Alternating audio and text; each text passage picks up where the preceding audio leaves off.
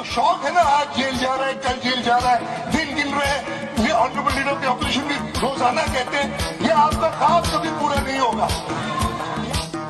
करता था आप जी भाई करके सुनते थे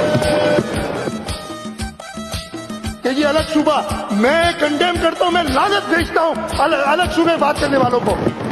और अगर अभी भी किसी के दिमाग में ये खलल है तो वो निकाल दे। शहरियार मेयर वो बाकी बातें करें, भाई शहरियार मेयर मुझसे ज्यादा वोट नहीं लिए तुमने, इस पेपर के ऊपर केस है जिसके बाद रेफरेंस फाइल थे, मेरे ऊपर कोई केस नहीं, मैं भी कहता हूं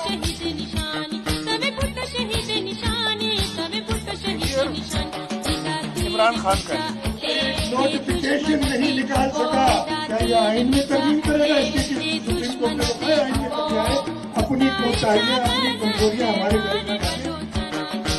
इमरान खान तो भी सीखेगा, क्रिकेट खेलना मुझे इतनी नहीं आती हो, लेकिन सियासत करना भी वो सीखेगा। इसको नुकसान होगा तो वफाद भी नहीं बचेगा।